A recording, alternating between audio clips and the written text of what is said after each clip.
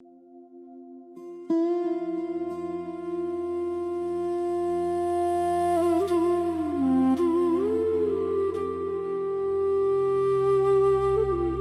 संप्रदायामध्ये सद्गुरू श्री पंत महाराजांच्या नंतर अनेक महान सत्पुरुष होऊन गेले, ज्यांनी हा अवधूताचा झेंडा आपल्या खांद्यावर घेऊन त्रिलोकी फडकवण्याचं महान कार्य केलं.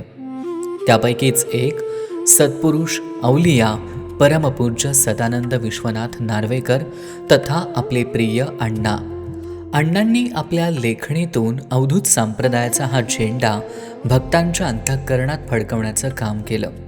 संप्रदायाचा असणारा गाढा अभ्यास, सत्पुरुषांची प्रत्यक्ष भेट, यातून अण्णांच्या लेखणीला आलेली धार, त्यामधून दासकृत कवणे, अष्टावक्रगीता विवेचन, कथाश्री भाग 1, 2, 3, कथात सांगयाची विवेचन, पातंजली योगसूत्रांनी विवेचन, ज्ञानेश्वरी नित्यपाठ, अर्थ आणि चिंतन आणि अमृतानुभव, श्री पंत दर्शन हे वाङ्मय अण्णांच्या लेखणीतून भक्त कल्याणाकरता निर्माण झाले.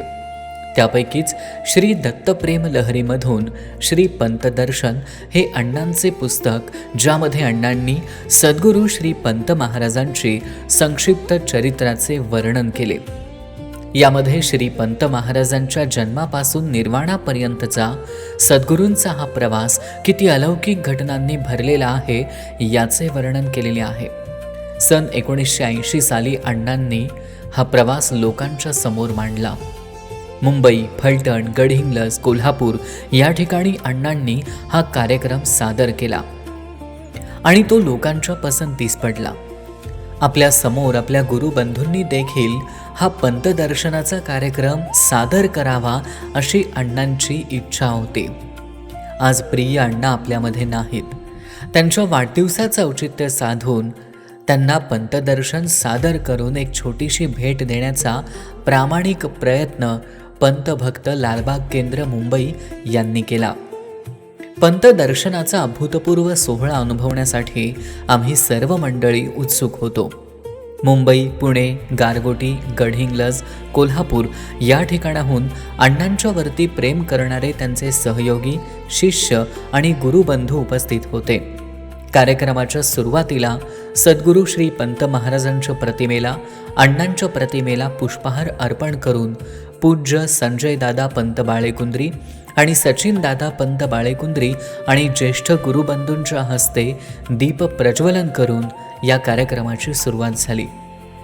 स्वप्नील दादांची अचूक मांडणी, भक्तांनी गायलेला सद्गुरूंचा पाळणा, सद्गुरूंचं स्वतःशीच लागलेलं स्वतःचं लग्न, सद्गुरूंचा अनुग्रह, बालमुकुंदांचा सहवास आणि विरह, त्यातून श्री पंत महाराजांना स्फुरलेली पद, भक्त संकटात असताना धावून जाणारा सद्गुरू, भक्ताच्या प्लेगच्या गाठी चोखणारा सद्गुरू, हे सर्व सादरीकरण करत असताना स्वप्नील दादांच्या चेहऱ्यावरती असणारा प्रसंगानुरूप भाव कधी स्मितहास्य तर कधी डोळ्यात पाणी आणत होता.